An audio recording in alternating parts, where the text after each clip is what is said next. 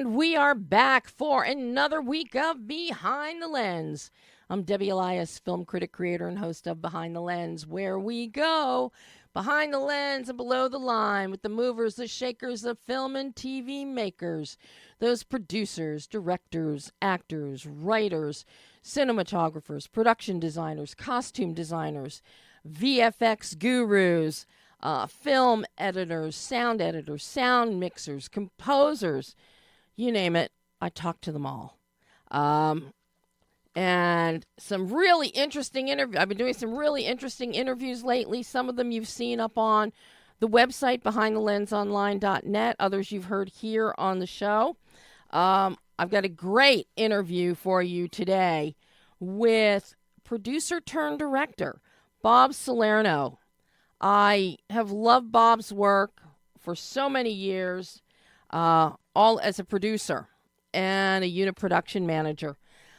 He was a producer and a UPM on We Need to Talk About Kevin, Smile, The Substitute 2, 21 Grams, A Single Man, and one of my favorites, Arbitrage.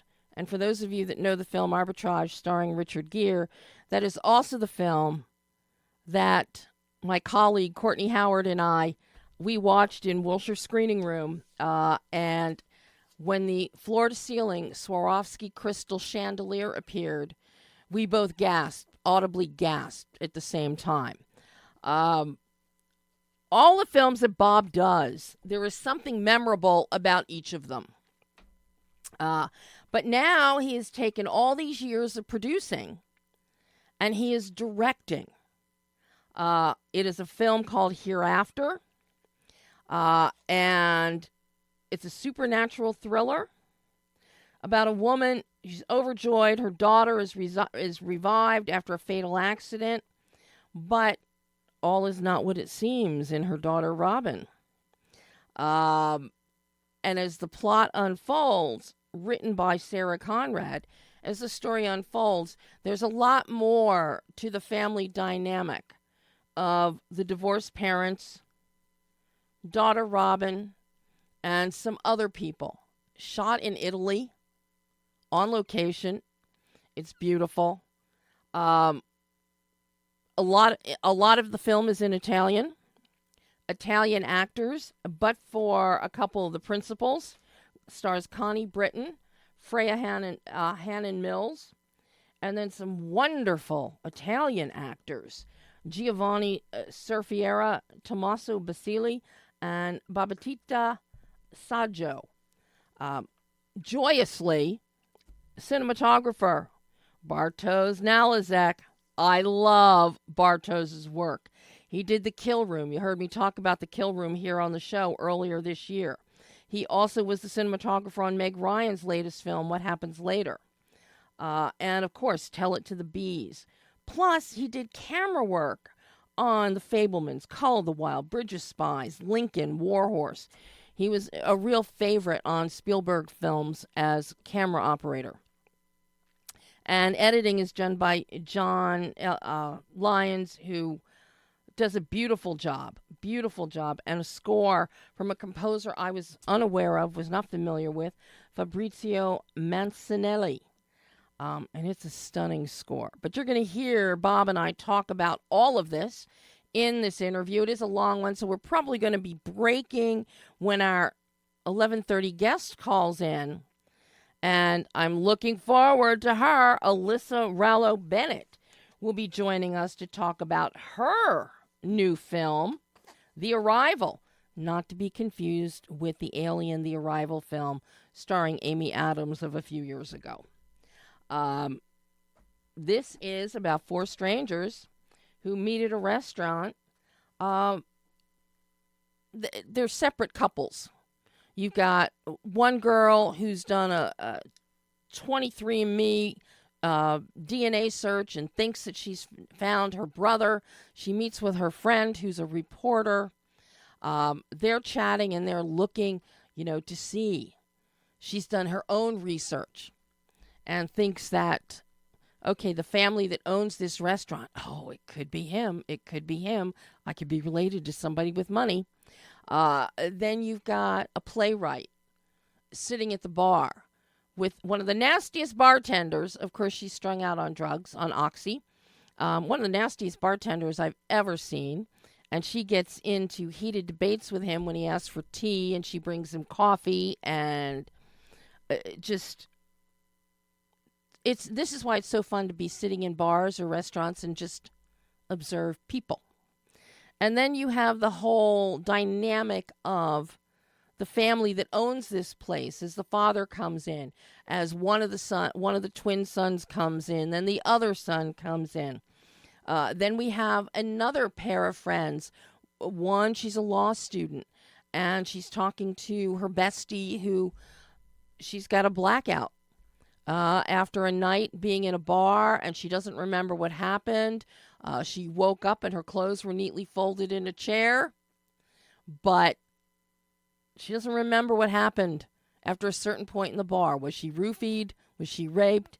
So it's very interesting to see all of these play out. And I can't wait to talk to ALYSSA about this because the structure of The Arrival is so well done. And the location is stupendous. And I think this was shot during COVID lockdown.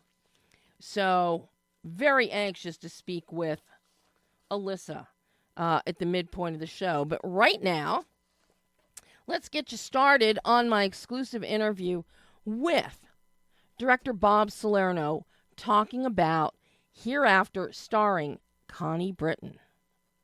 Hey, Bob. Hi, Debbie. How are you? I'm fine. How was your flight? Oh, my gosh. Thank you. I'm so sorry. I literally just got off of it. It was fortunately uneventful, which is what you want on your flight. And but also, fortunately, I was boarding at 5 a.m. this morning, and I was at a screening that I got back at like 11, so I was a little. I apologize if I'm a little groggy and out of it, but I think I've got it together. You know, we could have done this at a later time to give you a chance to have a nap. No, that's fine. There's no time to sleep. Unfortunately, I'm totally good though. Thank you. Well, I am so happy to be speaking with you. I have admired so much of the work that you've done as a producer and unit production manager. Going back to We Need to Talk About Kevin, which that film just blew my mind. Yeah. When I saw it. Yeah, that was that was crazy and amazing, and there was just like an amazing intensity working with that. Yes. Yeah, and watching it, there was an amazing intensity with that. Yeah. But then things like A Single Man and Arbitrage. I am still so in love with Arbitrage, and I still remember when I screened it at Wilshire Screening Room here in L.A., and a colleague and I were sitting next to each other, and we got to the scene of the staircase with that floor-to-ceiling chandelier, and we both gasped at the same time. That was the famous Swarovski crystal chandelier. Yes. Custom made for them. That was intense. As far as I was concerned, as far as she was concerned, okay, that's it. This makes the movie. Yeah, that definitely, that apartment, I mean, it was real. It was the director's father's apartment, and that set up the real life of of what that world was. It put you directly into it, for sure, yeah. There are moments in all of the films that you've done that I've seen, and they always stand out. They are unforgettable. Even The Substitute 2, where Treat Williams stepped in as the teacher with that one. Oh, right. Yeah, that was one of that's funny because that's one of the things that was one of my earlier films that I produced, and we got involved with that for a company, Live Entertainment. They had another actor that was involved that tended to do more like straight to video type of work, and I'm like, well, if we're going to be involved with this, can we try to just elevate this into something a little bit more theatrical? And fortunately, I was at a company, the Shooting Gallery, this independent film company back in the day, and we had just done a movie with Treat Williams, and I said, can I just give it a shot and go out to Treat and ask and see if he would do this? And, it was connected. And I was like, I think I was 24 years old when I was doing that. And so that was probably the benefit of what I had. I had no idea what you could or couldn't do. I just did. and connected Treat to that. And then he ended up going on to make many more sequels of The Substitute after that. Yes. And of course, one of my favorite films that you have done, I have to say, Vox Lux is just gorgeous. Oh, yeah.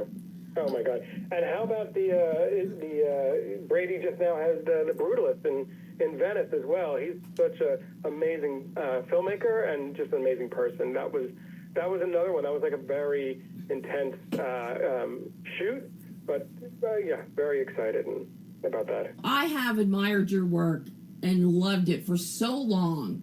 And the choices that you make and the work that you've put in from a producing standpoint, which is not easy, but it's also the diversity of work.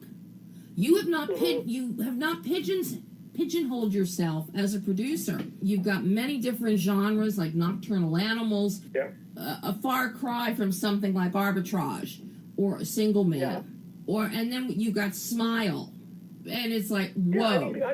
I think it's just generally because I tend to gravitate toward interesting material and things that are a little bit, it could be the filmmaker, it could be the talent, it could be the story, but something that's just going to, I feel like pique the interest of an audience and has something to say. And so it's not necessarily, I don't know if that always serves me well, and maybe things would, I could have a different career possibly if I was just doing only horror films, or just only doing the romance or whatever it was. But I've taken the decision to be able to just look for the material that I find the most interesting and go with it. And I think that all serves you well to get you to this point where you're making your feature directorial debut with Hereafter, which has a little bit of everything in it. It was definitely a little bit of everything is right. It was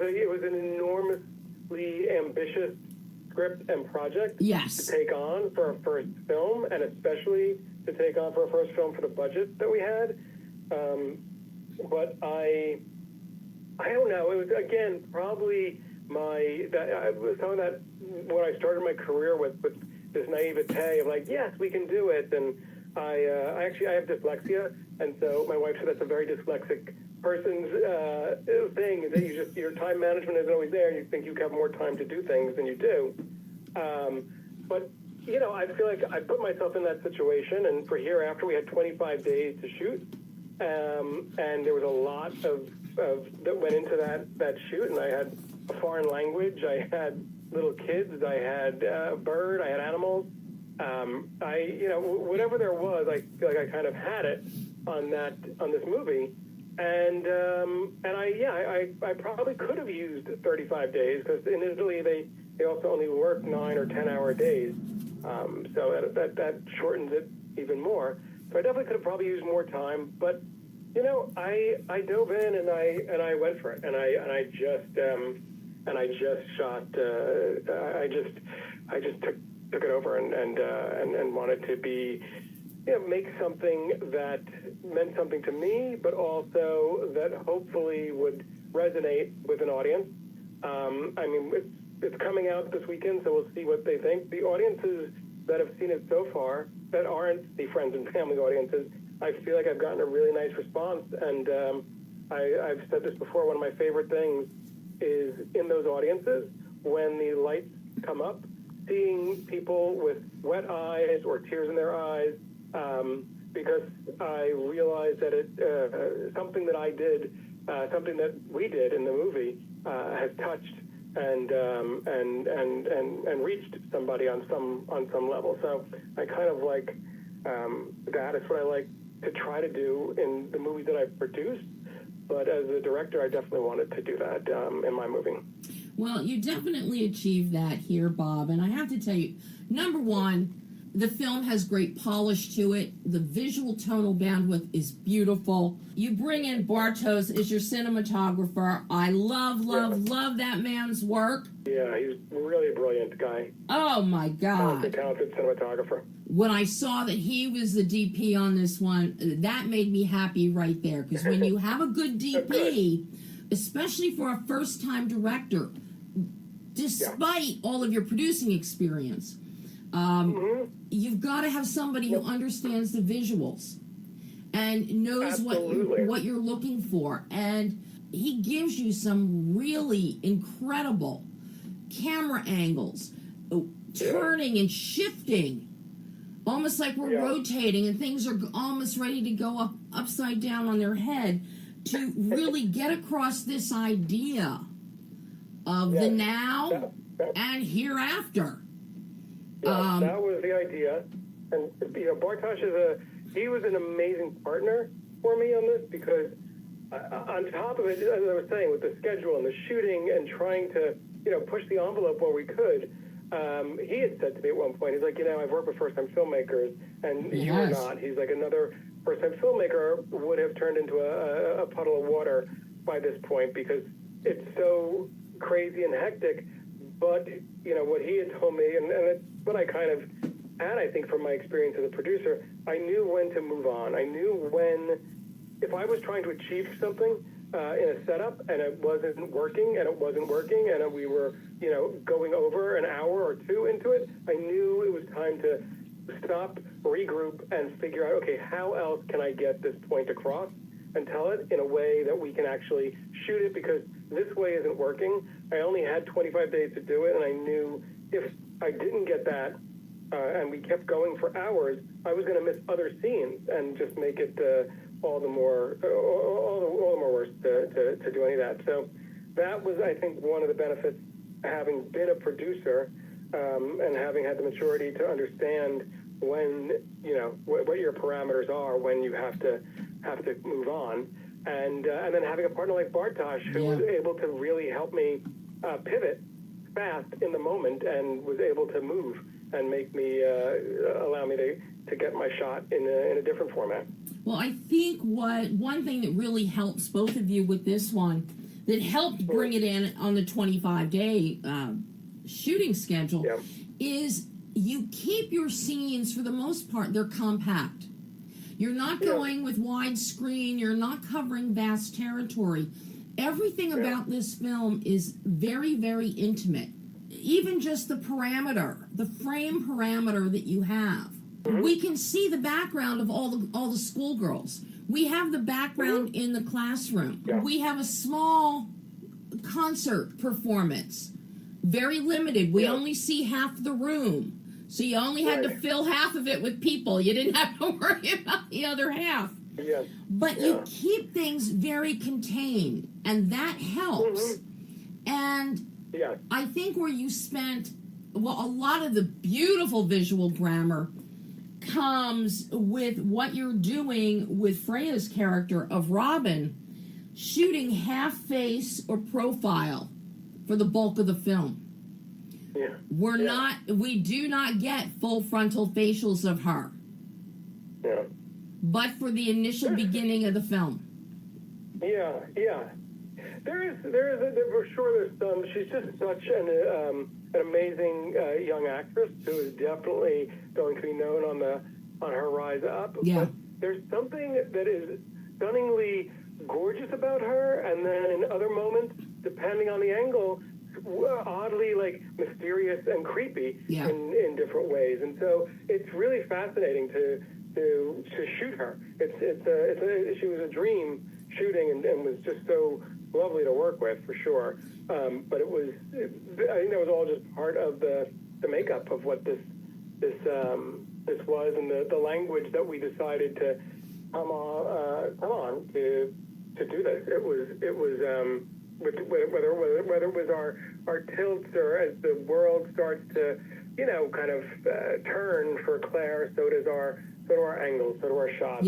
And using the space that we had, I was always keeping an eye out and looking out for depth, so that even if we were in a smaller room or smaller place, I want to be able to see through that, and I could see through doors. And so when you're seeing through the doors, you don't need to design and decorate all out there, but you can see, and I can see out further. So that was one of the other elements, I think, of looking to try to make this in a broader, more expansive way. I love the visual grammar and picking that depth of field and shooting down the hallway. Having the production design of inside Claire and Robin's apartment, that long hallway, and you've got bookshelves and all kinds of pictures and things on those shelves. So it's very lived in, but it gives you a great focal point when you're trying to hone in on something, but it gives you that depth. And metaphorically, that speaks to the whole story, that there's a lot more depth here than what you really see on the surface. That's right.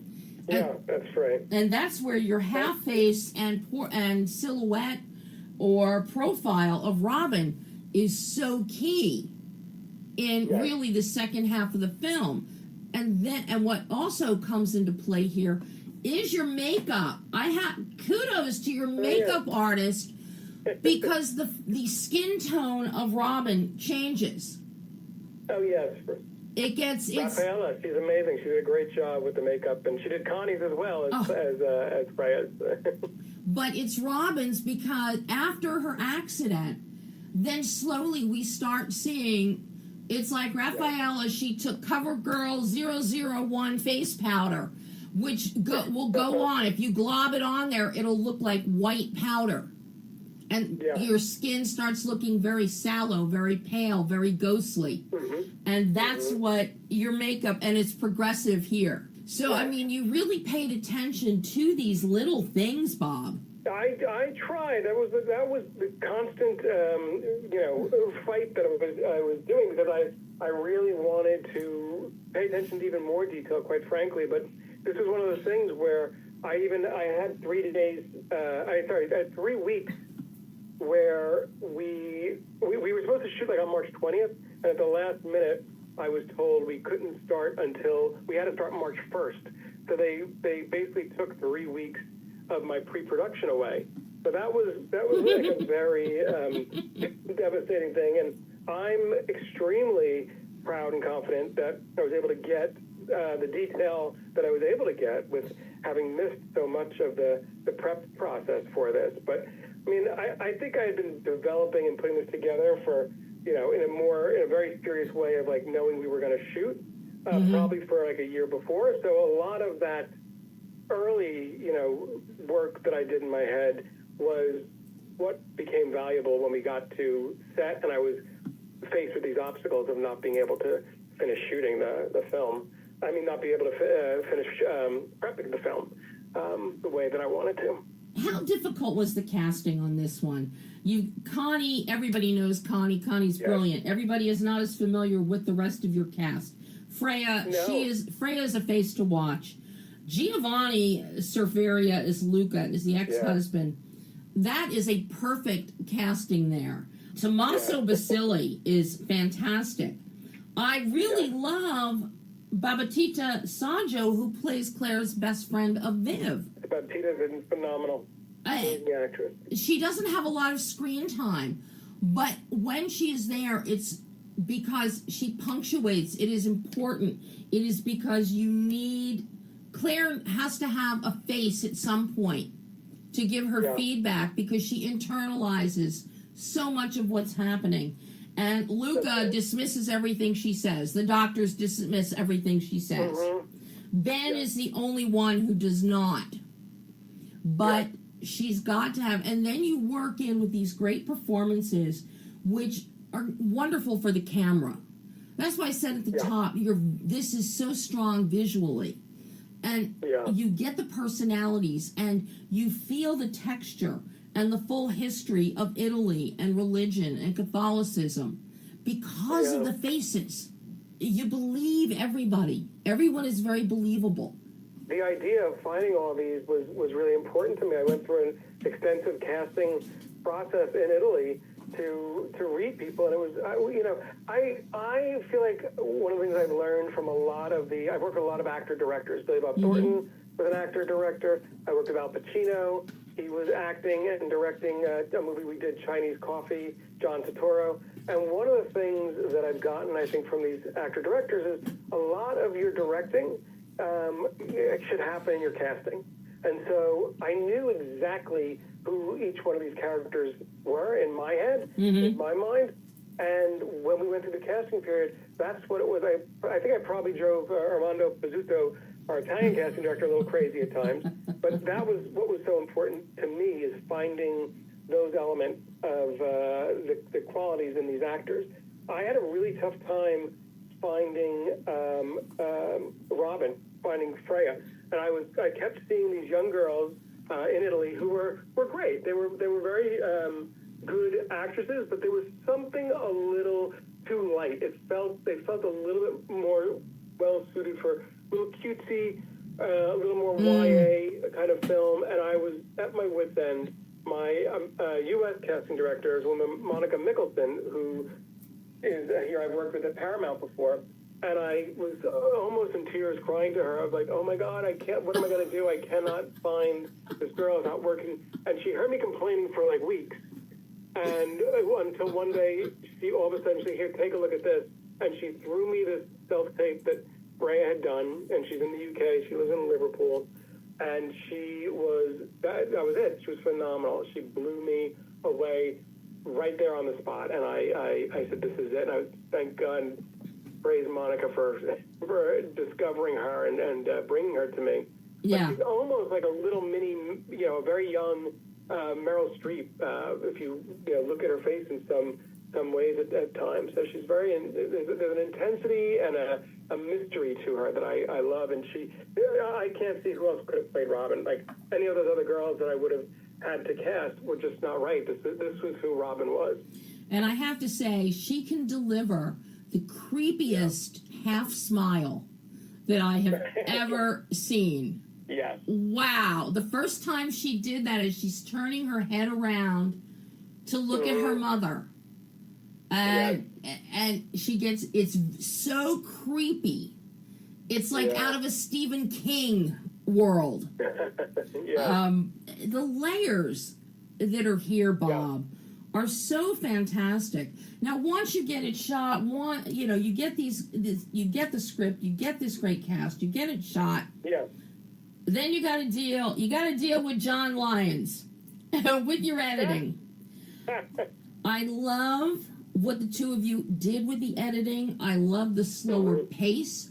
I love how you hold on Claire for much of the film. There are a lot of shots that you hold for a few seconds.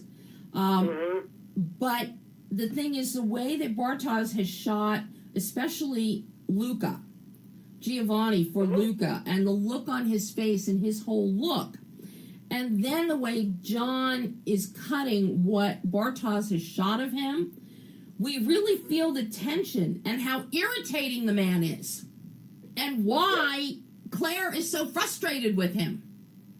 Right. And that is just such a perfect, seamless triumvirate there. Yeah, that is. John is.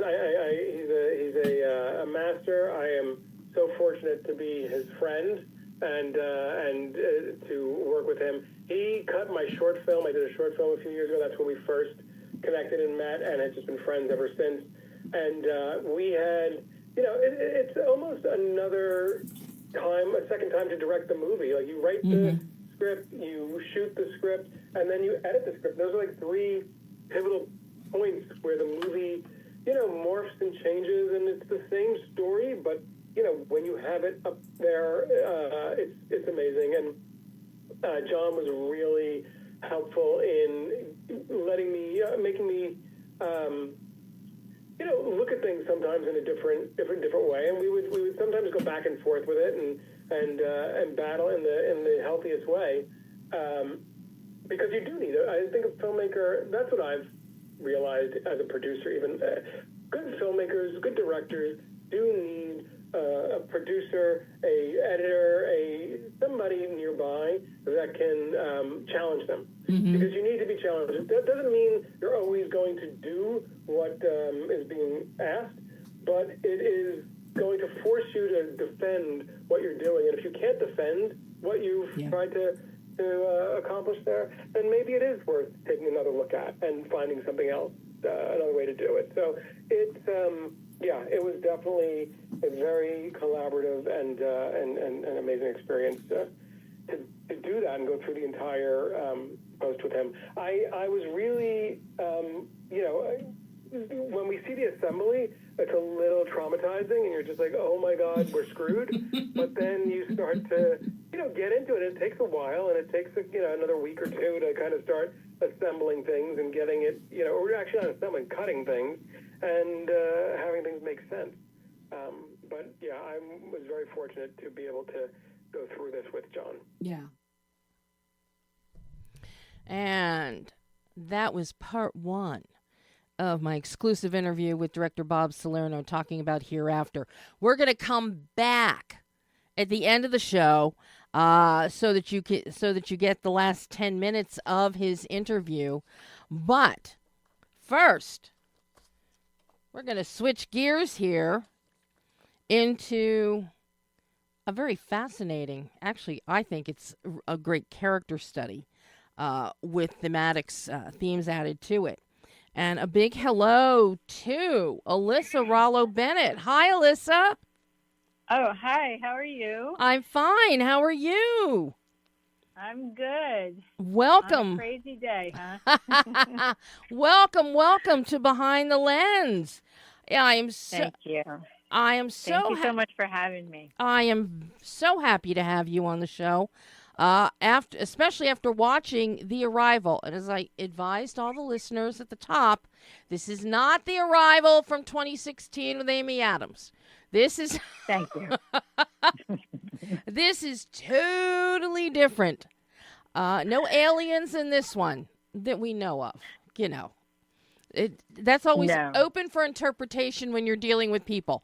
But I was fascinated by this film. Absolutely fascinated, ALYSSA, watching the interactions of these seemingly separate people in this beautiful restaurant bar.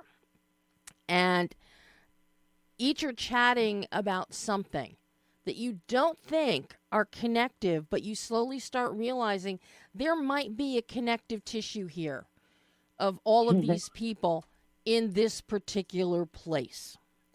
And that just fascinated me. I'm one of these people. I love sitting in my local bar. I like sitting in my corner seat, and I like watching and listening, because you never know what's going to be crossing, what's intersecting, or the fascinating things you can discover.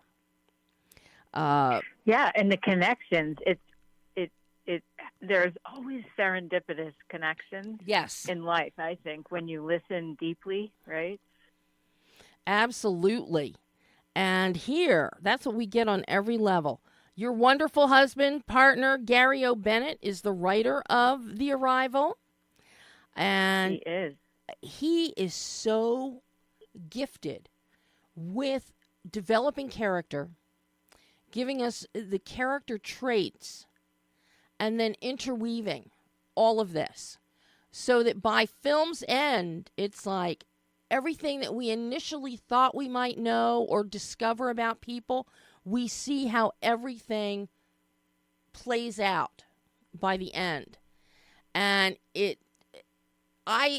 part of it I expected, part of it I did not expect. So I could, we couldn't hope for more, that's so wonderful. What a nice response. Yeah. Part of it. I think in some films you do, what's going to happen, but it's the journey that matters. Yes. So there's a certain element of that's fine, but it is always interesting when something surprises you. And, there are lots of surprises here. Along the way, there are lots of surprises because first we're meeting JC and her friend Vera. And Vera she's obviously much younger than JC, who's a reporter, as she likes to be called, versus journalist. She likes to be called a reporter. And as we see, I think that is very apropos because she wants to dig into things rather than just gloss over them like a television journalist. She's looking for that story. And meeting the two of them, it's quite interesting as Vera thinks that, well, she's done a DNA test and she's going to find all these people that she thinks she's related to. And she's now at this bar because she's done her own investigation and she is sure maybe it's the owner. Maybe it's someone else with the last name. Maybe it's part of the famous DuPont industrial family. Right. So she's got pie in the sky dreams here. And JC really is trying to temper those expectations. We've got wonderful playwright Lincoln LaRue sitting at the bar and dealing with a less than professional and nice bartender, Burnett. Poor man orders tea. She brings coffee, and she doesn't want to do anything about it when she brings the wrong beverage. And she is just in the worst mood possible. If it were me, she is. If it were me, that woman is not getting a tip at all. Totally. At all. Although, right. But although she is the one we end up falling in love with, isn't it funny? You know, it's very funny. There's real growth in her character. That's the one character that I thought, this is what she is. Especially under the influence of Oxy. And I love when Lincoln is saying to her, what did you take? How much did you take? He's realizing a normal person wouldn't be acting like this. But by the time we get to the film's end, we've got real growth in her character. There's a little bit that may still be a little shady, but I like that journey. And then we have Darby. I love Darby, the law student, and her friend Cora, who can't remember what happened after a party. Was she roofied? Exactly. Was she raped? She can't remember. Cora's trying to do her homework and at the same time help her friend who doesn't really want to listen, but then starts listening, and then it's, I don't feel good. And everybody, each coupling here, each pairing, it's something different that involves people going up to the bar or paying attention to this guy who walks in, who, and it's no surprise, he is the son of the owner of this bar restaurant. And DuPont. Mm-hmm. Yes, he is a DuPont, not the industrial DuPont though. But there's friction between he and Ember. There's issues happening there. His father then shows up.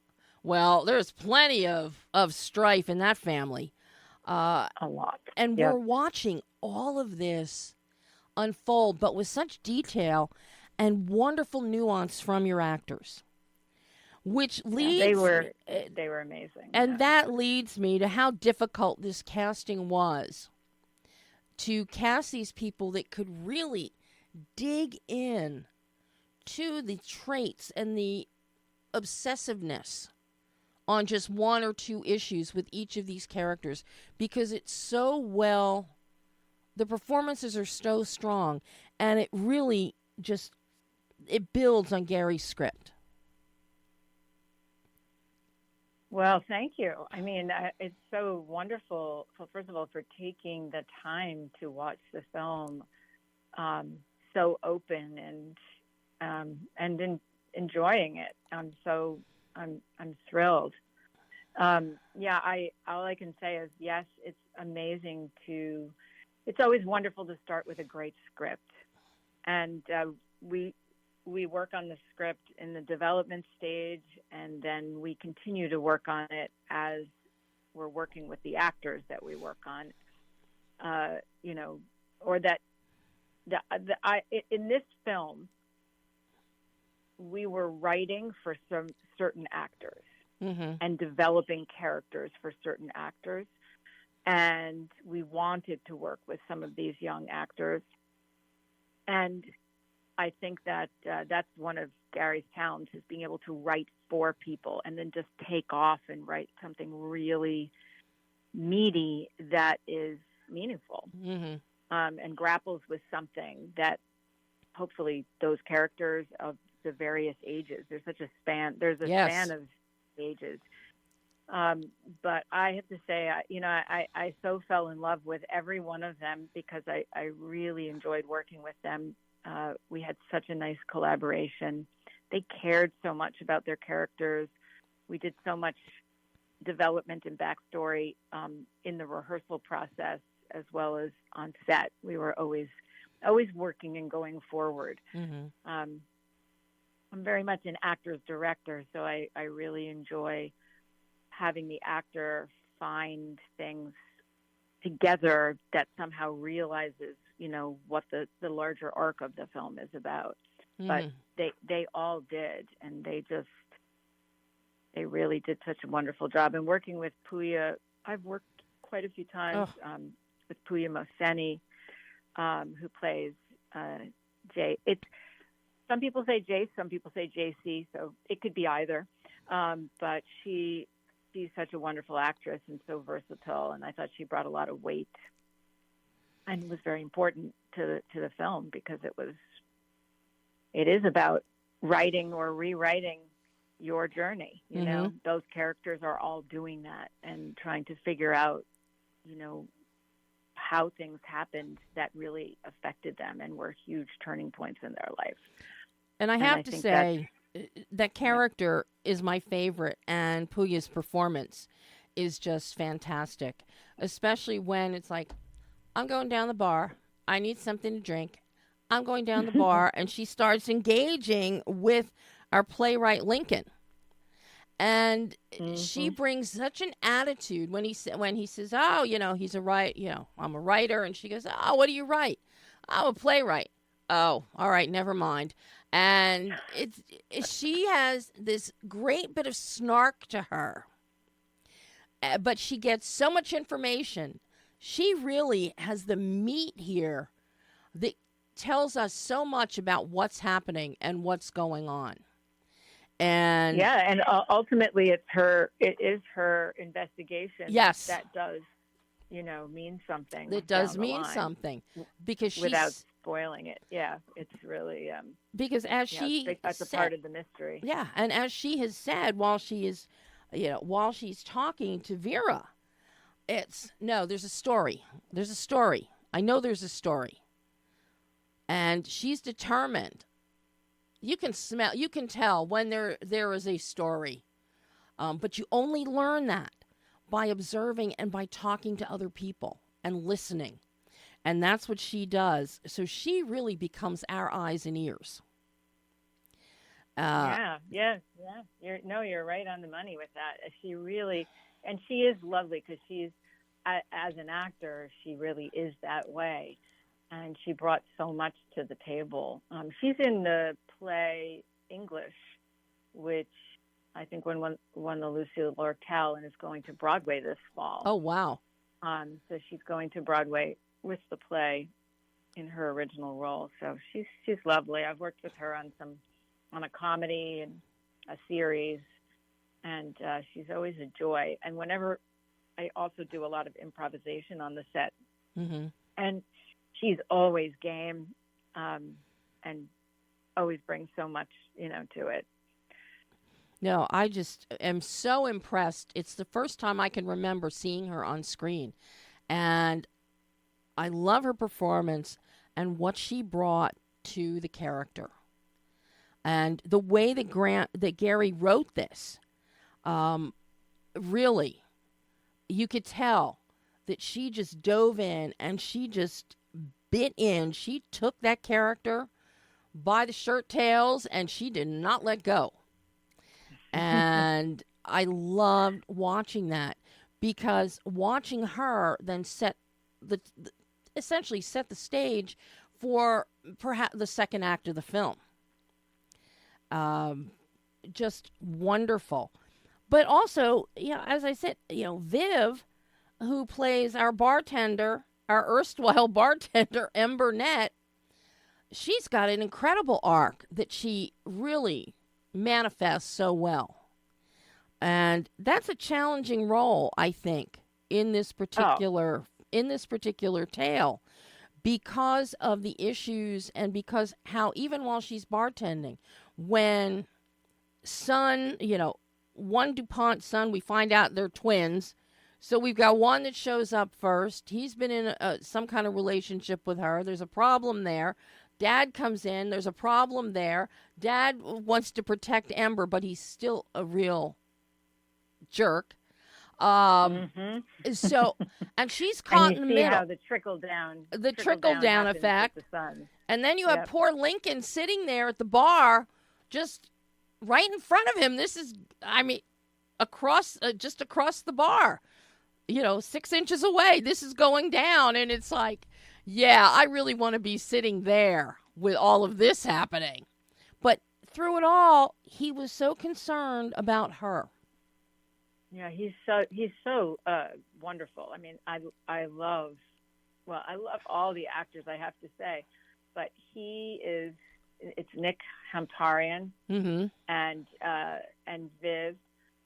They work together so well, and they were so open to each other. So they really did connect, and they really did have such a repartee. But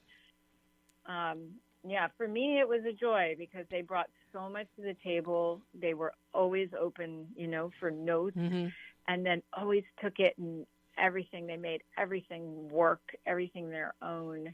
And it's true, it was difficult. I think Nick's role was really, because he's also in a different way. Kind of like a heart and eyes and ears too, but from a very different perspective than Puya's character was, And watching Nick and Viv, because Ember, she's snark, she's nasty, she's just, and he stays so calm. And even when he's got coffee and not tea, and he's very calm, when he says, well, can I just get tea? And, well, we don't have any. And he doesn't get riled up, and he's still concerned about her because he's very sensitive, and he sees something is wrong, and then he really sees something is wrong. But I love his performance and the calm that he brings. He is the calmest person in the room. He is, and yet, he's hungry, and he's hungry and just full of interest. Yeah.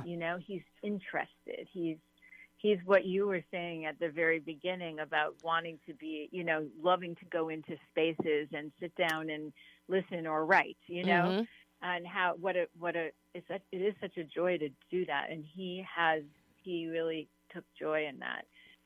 And I guess in so much of his part was listening, but it was very much metabolizing all the things going on for us in a very different way than our reporter. He adds a lot. And I think it's hard because when an actor doesn't have a lot of dialogue, they have to be really clear about what they're doing and who they are or what their journey, and he just kept working. And I think just that, always looking, working, really, it just became, his performance became his journey. It was wonderful. Yeah. Yeah, and to watch the balance there, because Lincoln is much more observational and empathetic in his curiosity and concern, whereas Jace or JC, she is asking questions, getting to the point right now. So it's two different styles and two different types of information getting and giving that we're seeing here. And I just think that is so terrific, the way you balance that. So well done. Well, thank you. Thank you. I mean, it was, and I just to call out our, the actress Inez Lada and Daniela Urdaneta, who were so lovely. I thought that they too, I thought that those were difficult roles as well. For Inez especially. Because it could have, veered on being either an obnoxious friend, but she wasn't. She really had a nice balance between her her, like what you said in the beginning, which is like she had her homework, she has her agenda, she has the things that she really cares about and is trying to find meaning. And it's interesting to see when a friend has gone through something really dark, how to sort of navigate that, because sometimes people don't want to dig in, or sometimes they do, and what that's like. And so you get a little bit of, I thought Inez, when her friend starts to get her to remember what happened, I thought she did a beautiful job with that. Really? That one little monologue, where she just starts to figure out what happened, Yep. And she remembers her clothes were folded neatly and the shoes were sitting perfectly placed under the chair that her clothes are sitting on. And you can see her eyes getting bigger as she's remembering. And then suddenly, wham, she doesn't she doesn't remember anymore.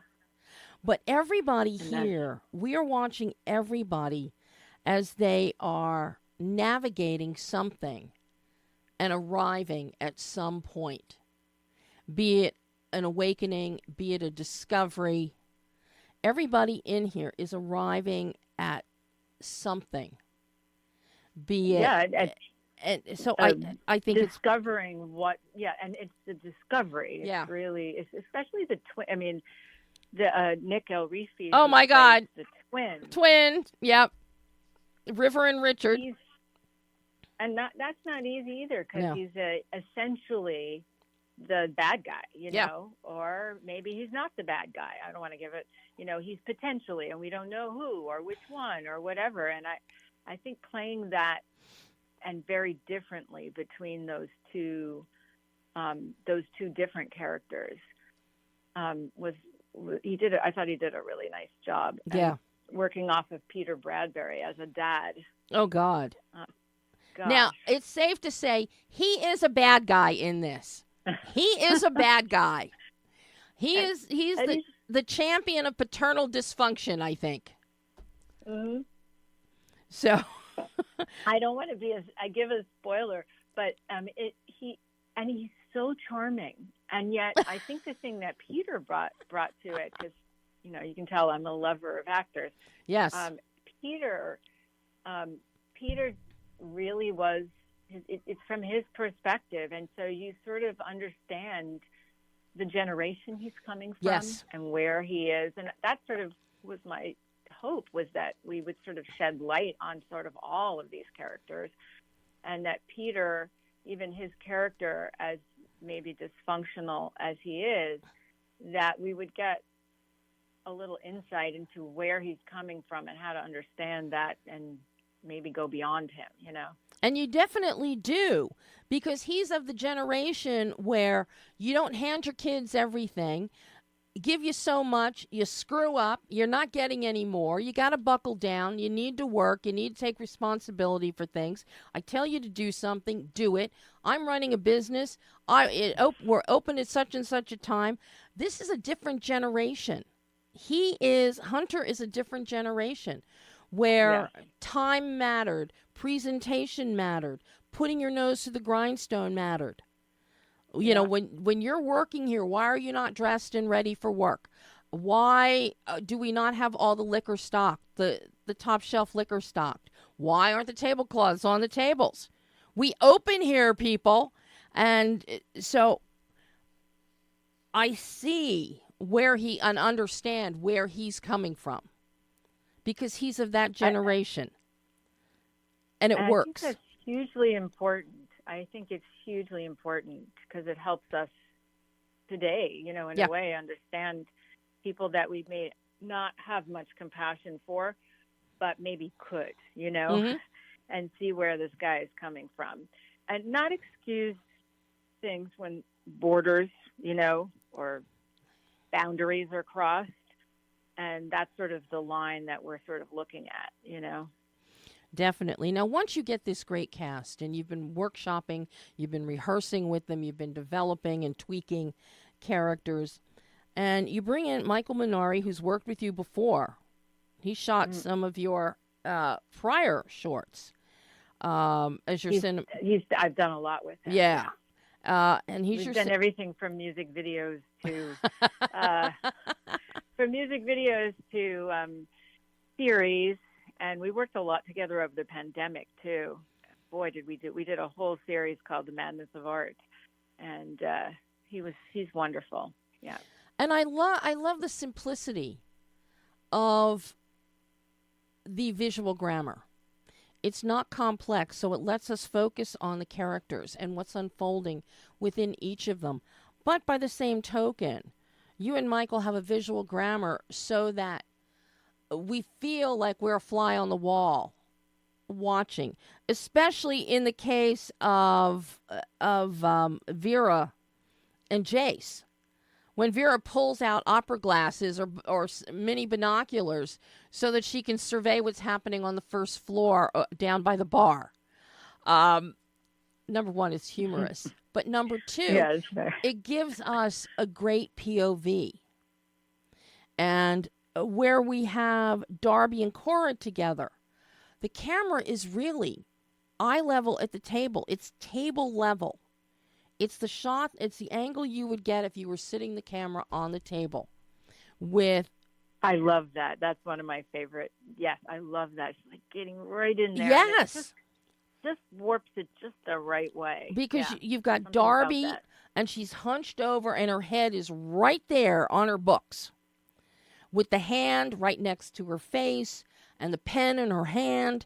And you really... It's... a unique perspective. So it really puts us in that moment with Cora and Darby. Just beautifully done. And then the shots at the bar, you really pull back a little more. You pull back a little more because of the volatility of Ember, I think.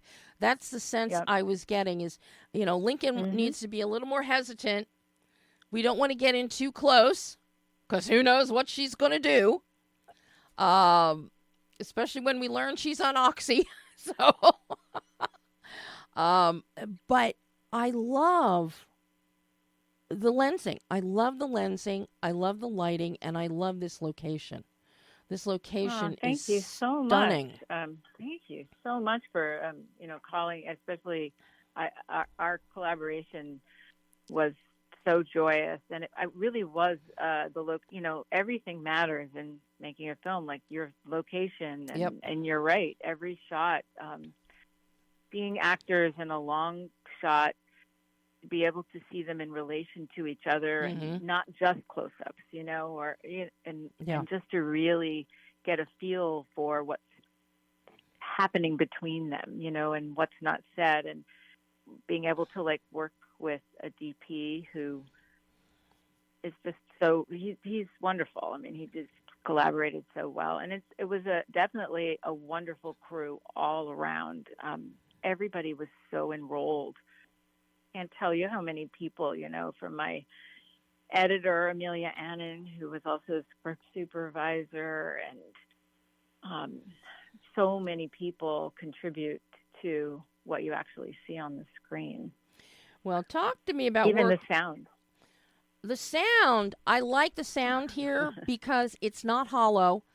Because there aren't a lot of people here, so you're not going to have a lot of ambient sound to fill the room. But it's it's not hollow, so it sounds like you're in a cavern or something. I like the sound mix. And the score by Ruffalo and Adam Cromelo. The score is beautiful. I've worked with him before, and I just love him. Dan Ruffalo is so talented, and he did something that he posted one day that made me know he was the person to go back to for this film, because it just had some element for The Arrival, and I was like, my God, this is where we'll start. And he was just a joy to work with. And no, I love the score. What were you looking for? How much direction did you have to give Adam and Daniel for what you wanted musically? Well, I like to underscore. I don't like to tell the audience what to feel. Bless you. I like to create sort of a space between sound design and I guess what you will call music as a place to sort of maybe bring up something that's not being said, that's not on the screen, but in a very subtle way, or a way that allows the audience room to bring their own feelings in. I think that's a big pet peeve. I have a lot of films that just, make moments too overly dramatic or too, emotional. And I think that robs us of feeling what we are feeling and trusting that the actors and the characters in the story are doing their job. So I thought that we agree about that, and he was very on par with that. And because of the multiplicity of characters, we just talked in terms of elements about characters or different instruments for characters. If we wanted to create a little bit of a theme, it was also a really wonderful process. They were great to work with, and I will continue to work with him again. But so, yeah. How challenging was the edit on this one? Because something that you do that I appreciate is you really divvy up the time. Nobody gets shortchanged. So you're not denying the audience of what's happening with any of these little clusters of people. You've relegated it fairly evenly so that, everybody's story gets told. Nothing is on overkill. You don't waste shots. It's paced beautifully. So how was it working with Amelia to edit this?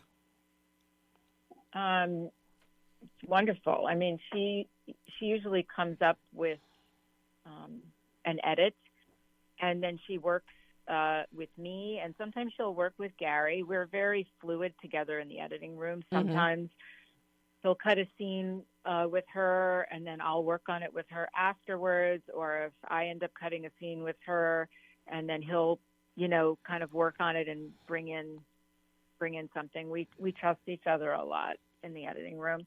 But ultimately, it's just sort of a process of obsession, between us, which is, what's the best thing, for this moment to cut it. Sometimes it's a cut away. Sometimes it's not the cut away, or we should be in a wide here. We need room, or it needs more air, or it's going too slow. I mean, there's so many things. Editing has like endless possibilities, and that's what makes it so difficult. But Amelia's a joy. I'm working with her right now because we're working on a pilot for a series. Oh. And I can't say the name of it yet. That's okay. It's in the works, but we're having this, same kind of wonderful collaboration, both with her and my partner husband, Gary, who also wrote that too. So we kind of have like a nice way that we work, and it changes and evolves, but it seems to each project, this is like a continuation and then something new because we're grappling with a new script and a new issue. What was the most challenging aspect of bringing The Arrival to life? Well, initially it ended in the bar, and as we were going, I was like, I wanted to have it go full arc. We so fell in love with the bartender, Ember, and the writer, Lincoln. I felt like we needed to go to that last, and it was short. So it was shorter. And so that was part of the process. So it's sometimes, is it enough? Is it not? Or are we just doing this, for what reason? And are you sure we need to, so we would grapple about those things. But once Gary agreed to write it, it was like, oh yes. And that was one of the most joyous scenes to direct. We had a great time doing it, but working on the toughest challenge is actually, we work on it was an independent film, on a limited budget. So everybody's there because they love the work and they love what they're doing. So we worked long hours. We were working across COVID, so we had to deal with COVID, COVID restrictions and scenes. And, the guards were coming down when we were finishing it. And then, of course, some people got COVID at the end. It was just, but we had to jump and then finish a scene and like a couple months later because COVID hit or swelled up again, I think it was. Oh, my gosh. So that was a challenge, yes. Where did you shoot this? Because that location is spectacular. Well, Stone Street Studios is in Chelsea, and we have a wonderful, we have a couple of floors, and in the downstairs of our building is a wonderful place called Taj. And I have a very nice relationship with them and the owner or the manager of it. And we figured out a way to, negotiate being able to shoot there over the course of several months, actually. Wow. And he's wonderful. He's very friendly to filmmakers because, they're a night spot. Mm-hmm. So it was the perfect venue. Yeah. And it's really accessible for us. So we have all of our studio and all of our equipment just upstairs. Wow. Well, I think the place is beautiful. That bar is gorgeous. I would go there. If I was in Chelsea. It's a wonderful place. I would go there. They have it is a great place, and they have all sorts of, events and stuff. And I will shout out a thank you to Chris Collins because he put up with us in the best way, and he's such a sweetheart.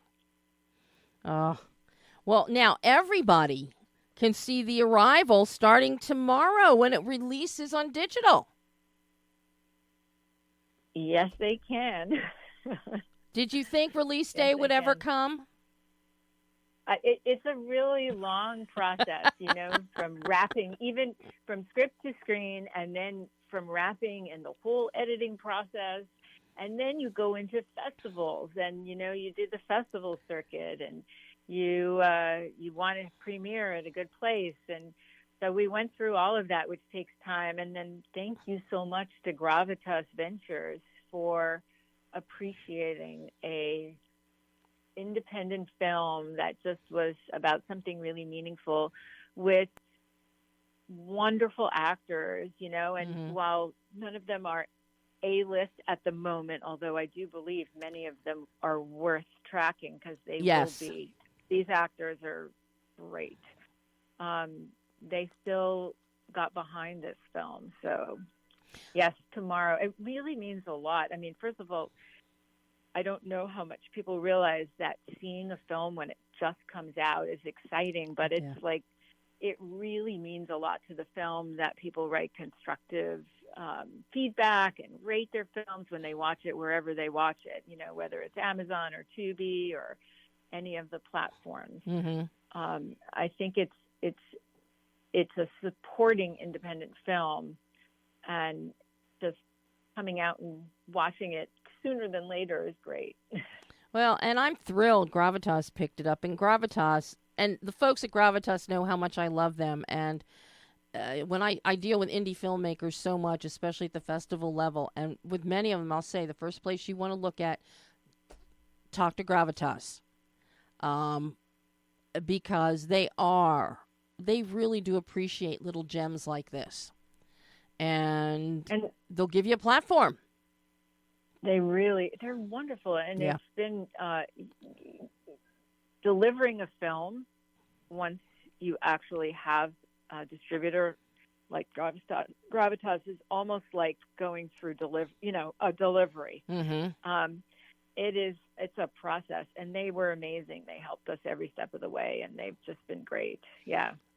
I love them. And that's what you need, because there are quite a few filmmakers that have gone a route with some of these other not real distributors, but it's kind of like distribute on your own, but do it through us. and then they have and been... then you have to do all the work. And they don't know what they're doing, and they get screwed out of money, and then they're all just up in arms, and it's like, I can't get my film out. Well, you know, be a little more judicious and look at a few more of these wonderful, you know, distributors like Gravitas, like Wild Eye, horror films. Wild Eye is divine. Vertical is another great one now. Yes, yeah, I've heard really good things about Vertical. They actually distributed a colleague of mine, his film called Dinner Party. Yeah, and then we've also got Uncorked is another good one, but it involves a little research on the part of the filmmakers to explore and go find these places. Don't just jump and think, okay, I can do this myself. Because trust me, if you haven't done it, you cannot do it yourself. I've worked with other distributors or also like aggregators. Yes. And it's not a great process. I have a few other films that are out there. The Pack, which stars Lucy Arnaz and has a wonderful cameo by Elizabeth Moss earlier in her career. And then you have Aberrant with Jack Quaid. And Aberrant with Jack Quaid and a wonderful cast of young people, and Tibor Feldman is in it. Yeah, and it's rough. It can be rough, but it can be done. It can be done. Oh, Alyssa, this has been so wonderful having you on the show today and talking with you about The Arrival. I hope we get to do it again in the future. Me too. And honestly, I cannot thank you enough.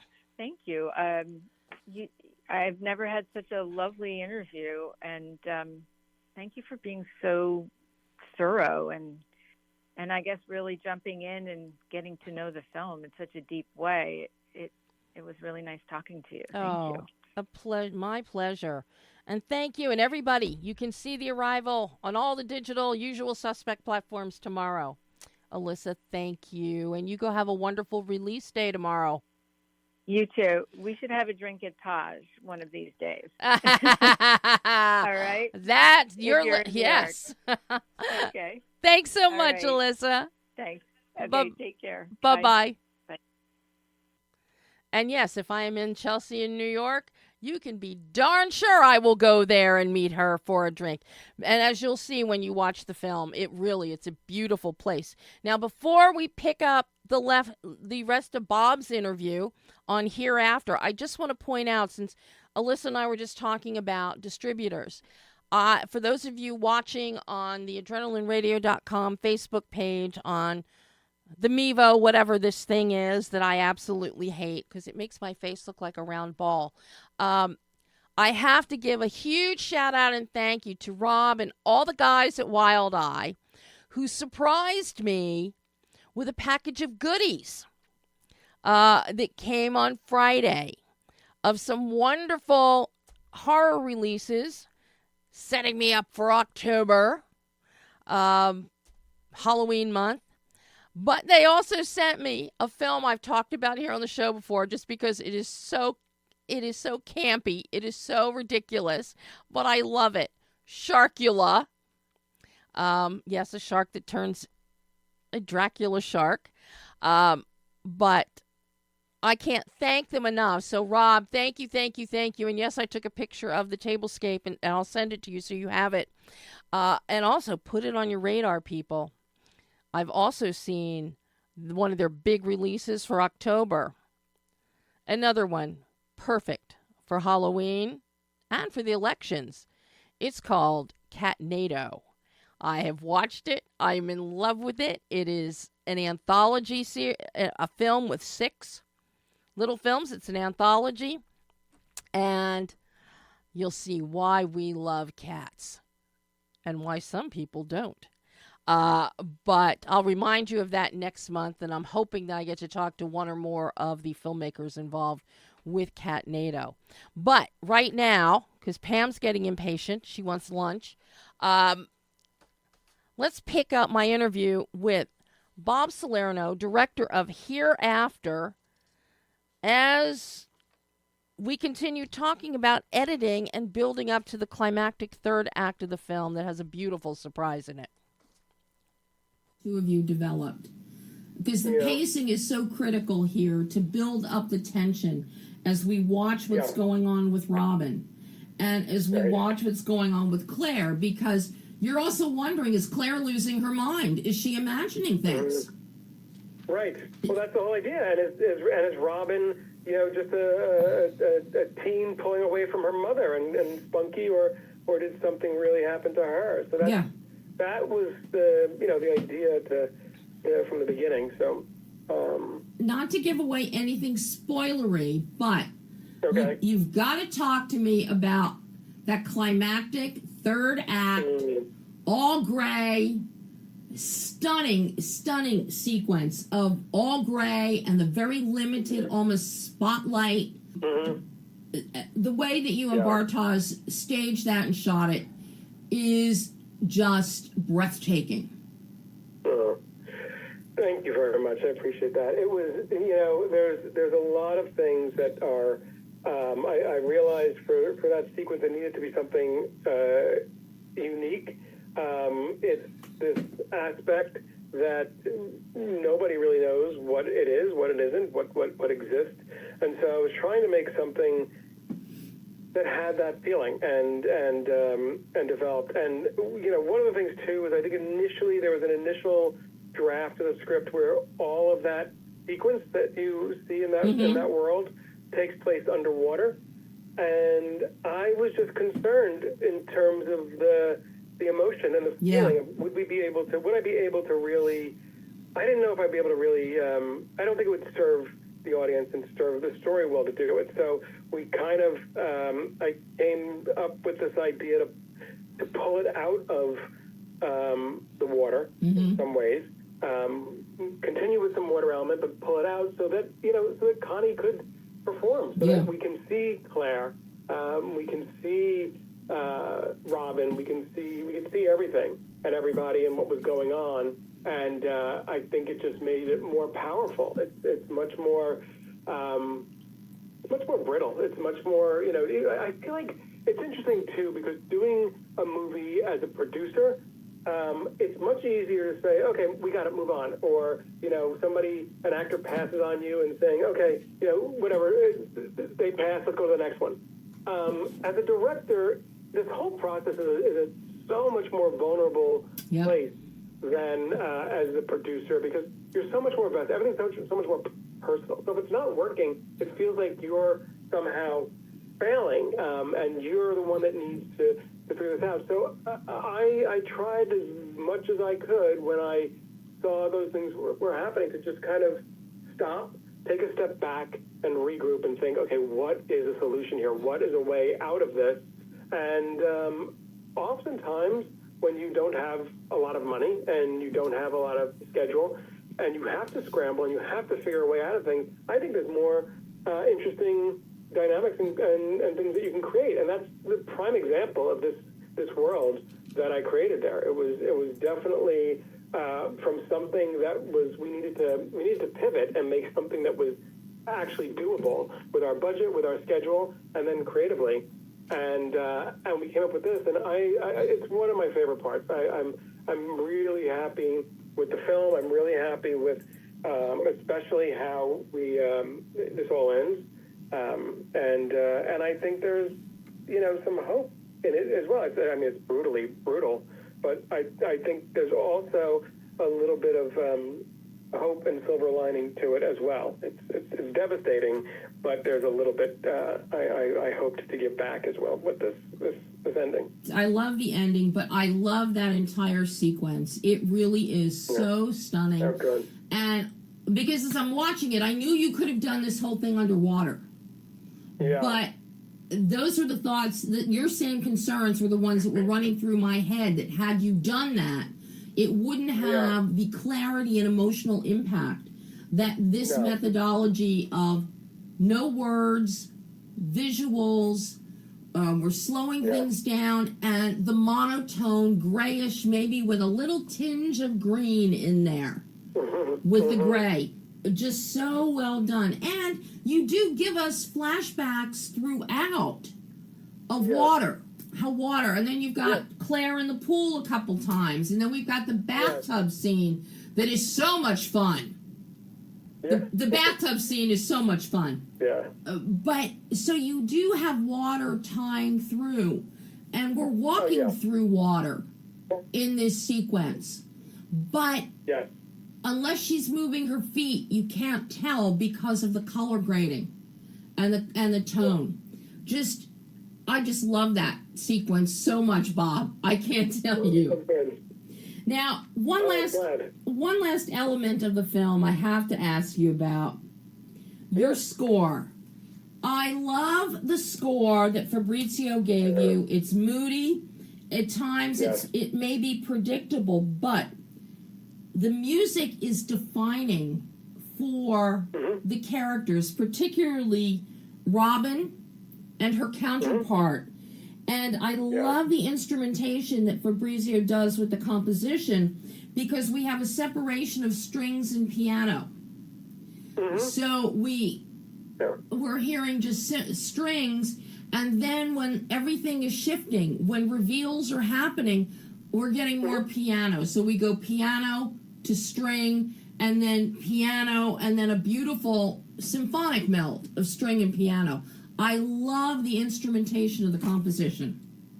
Yeah, Fabrizio is really a master. He was such an amazing find. It's the first time we've worked together, and I couldn't have been more thrilled. We worked through this. I know he says that I think I pushed him a bit at times, and he is really happy about that in the end. I wanted to create this beauty and sophistication with the score, but then I loved the idea of throwing in a little bit of or a little piano or a little sound at times, because that was the whole thing. Like, Italy is stunning, things are all beautiful, but there's something is off. Yeah. So working with the score to help enhance that as well, with a little bit of it, or just going in different directions with it was a purposeful thing. And I feel like at first Fabrizio wasn't maybe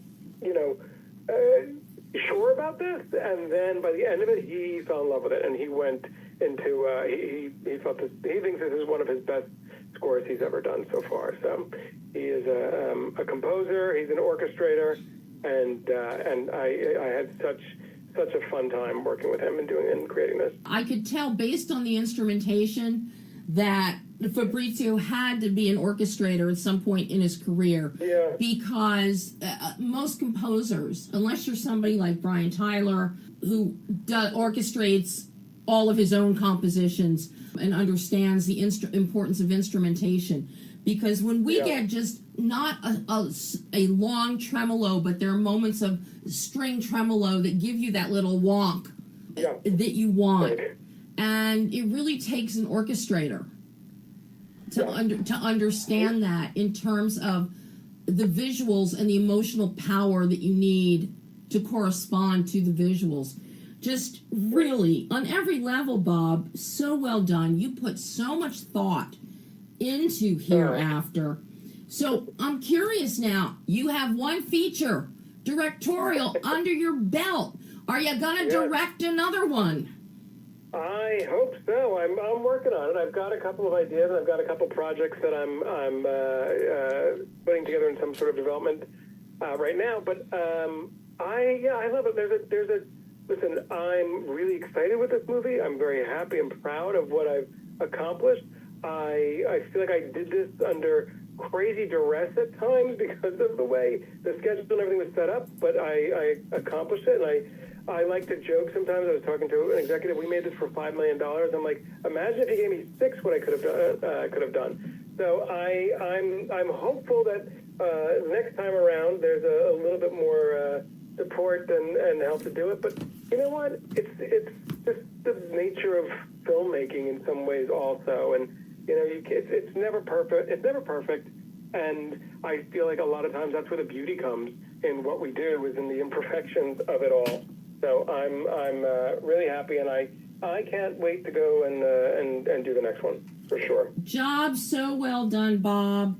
And now that you've told me what your budget was, you have just totally blown my mind, because this looks so much more expensive.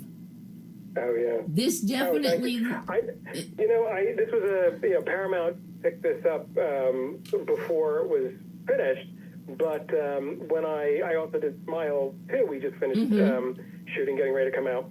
But I was showing my team, the creative execs and the production execs from Smile 2, I screened Hereafter for them. And they, at the end of it, they were blown away, and they were like, there's no way. They all thought it was $20 million. There's no way you would achieve that for $5 million. And no. I said, I've definitely shaved a couple years off of my life doing this, but we did. Looking at this film, I would have guessed that the budget was somewhere around 60, 75 mil. Oh, yeah, great. No, I wish. Oh, my God. Could you imagine what I would have had? Oh, my God. Oh, my God. And honestly, the script probably should have been at least, $25 to $35 million, because it was so chock full and loaded. And that was one of the things, again, with my just kind of like jump in and like, yes, we're going to do it, and this is how I'm going to get something made to prove that I'm directing. And it's never easy. I've said this before. It's a miracle that any movie ever gets made. I don't care who you are and what you're doing. It's always a miracle when they get up to the production and the shooting place. It's very intense. And for me, this was a very emotional and vulnerable experience as well, which I'm so thrilled that I had, and looking forward to putting myself out there again. I sure hope you do. But right now, you need to go get some dinner and get some sleep. I know. I'm going to my opening night. I'm going to the 7:20 screening at the Union Square Regal Cinema, and a bunch of family and friends are going, so that is my plan. I got to go I should take a nap, though, before I go to that. Bob, this has been so wonderful getting to speak with you about Hereafter. I hope we get to chat again in the future. Me too, Debbie. I really appreciate you taking the time, and I loved chatting with you. You have really. I'm so happy too, because you just nailed it. You had such great insight and understanding of the film, and so I love speaking to people when they, especially when they get it and understand it. So I look forward to speaking to you again, and maybe even one day in person. That would be even better, more better. Yes. But you have a wonderful, wonderful Debbie, time. Thank you so much. And that was director Bob Salerno talking about his feature directorial debut after 30 or so, if not more, films that he has produced, boots on the ground producing. And everybody, it opened on Friday in select theaters and streaming on all the digital, the usual suspect platforms. So see it. You won't be disappointed. It's a beautiful film. It's a really interesting, emotional journey. And Bob really does blend so many cinematic elements into it. I think you'll really like it. Next week, we've got a full house next week. We've got co-directors Chris Carter and Jessica Morgan calling in at the top of the show for Night of the Harvest. And then at the midpoint of the show, we've got Daniel Hama talking about Succubus. So we're getting a little Halloween-y, getting ready for October. So that is all the time we have today and more. Until next week, I'm Debbie Elias. This is Behind the Lens.